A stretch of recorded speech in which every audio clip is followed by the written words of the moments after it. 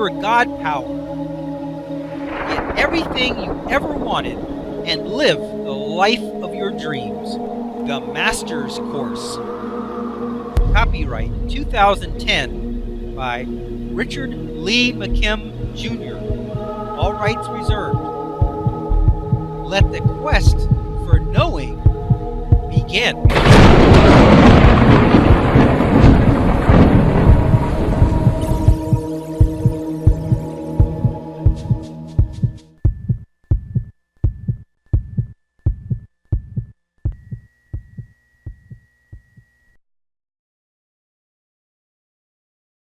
Your life painting. In this chapter on the meaning of your life, it is important to realize that everyone is here for their own experience and not just here to facilitate yours. In this section, we're going to view your life as if it were a work of art.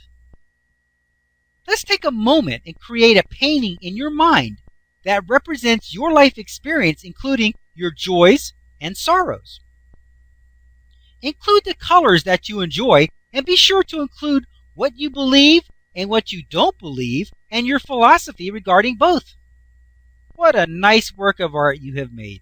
A life completely represented in a colorful and expressive painting. Naturally, you aren't the only one who's been creating their own life painting. There are billions of others who have been crafting their perfect painting as they see fit. Like life, their paintings are also very personal and intended for their own individual enjoyment. People include experiences and aspects in their own painting and their own life that are their own personal choices, and rightfully so. I have invited these life painters to exhibit their life work at a gathering I call Civilization.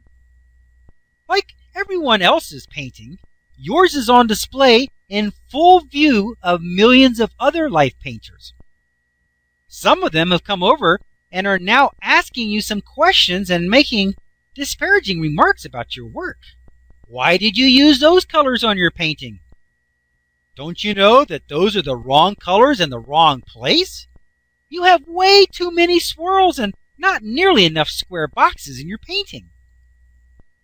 You are quite perplexed because, in your eyes, this is a masterpiece.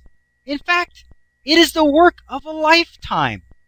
It is perfect in every way, and quite frankly, if they don't enjoy your work, why don't they just move on to see what else is on display? After all, there is no right or wrong way to create a life painting. It is a very personal thing, and furthermore, the painting is only meant to be enjoyed by the one who lives it and those who can appreciate it. That is how art is supposed to be. Art is a personal creation that has no right or wrong aspects, but instead is a creation from the heart of its creator. The interesting thing is that we give art a certain latitude and that we allow artists to create almost any kind of creation without undue criticism, because we know that art is an individual creation and expression, and for every creation there will be those who enjoy them and those who enjoy other art instead. The same could be said of a life. Everyone starts out with the canvas they were given at birth and begins to craft and sculpt their own life to their own taste. After all, they are the only ones who will have to live in their own creation. So why not make it a perfect fit and a masterpiece creation of a very personal nature? Life paintings, like life, are a work in progress. You are always adding to it and making changes to suit your ever-changing viewpoints and life experience. You may notice some things that another life artist has in their painting that you really like. So add them into your painting as well. That's the fun of an ever-changing and evolving life experience.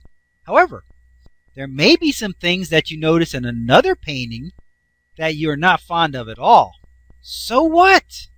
Move on. There's no need to comment. It's not your work. If you like it, incorporate it into your life experience. If you don't, then don't. It's not our place to criticize another's life nor their choices because, like art, it is their personal creation for their own enjoyment. Life is the most personal creation you will ever have. After all, you have this one life, well, this time. So why would you or anyone waste a minute of it sacrificing their own personal desires to please someone else's opinion? It is your life painting and your fantasy. Paint it any way you please and enjoy your magnificent creation. What is the meaning of the universe? I have a definition of what the universe is all about. Quote, "The universe is infinite intelligence expressing and appreciating itself." Unquote. The universe is infinite intelligence on the one hand, expressing itself in as many ways as you can imagine and more. And at the same time, on the other hand, it is appreciating its own expression. For every expression, there's an equal appreciation. First, we know that the universe is all about new and unique expressions. That is obvious just by noticing the extreme diversity and DNA. Every single expression in the universe is unique. Even identical twins have different personalities and different fingerprints. Every expression has a form of appreciation for that unique expression. An example, a simple rose is appreciated by us for its beauty, color, and aroma, and by the bees for its nectar. Animals appreciate it by avoiding it because of its thorns. I'm sure that it is also appreciated by countless other forms of life and grubworms, etc.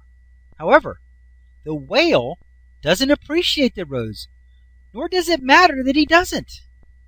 But he does appreciate the plankton, the food that he eats, and the water that he swims in, and the sun for keeping the water at a perfect temperature. The earth appreciates the sun for its warmth and the gravitational pull that keeps it from hurling out into space and supports its life. When a particular expression is no longer appreciated, it ceases to be expressed. Like the record player, 8-track player, and the dinosaurs, it is a continual and ever-evolving mix of new and unique expressions thriving in their appreciation and fading away when that appreciation ceases to be. Let the quest for knowing continue.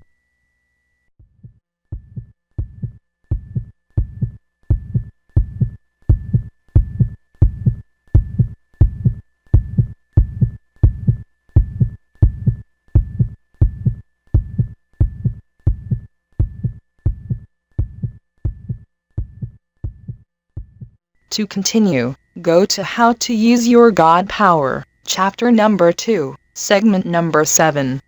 Let your quest for knowing continue.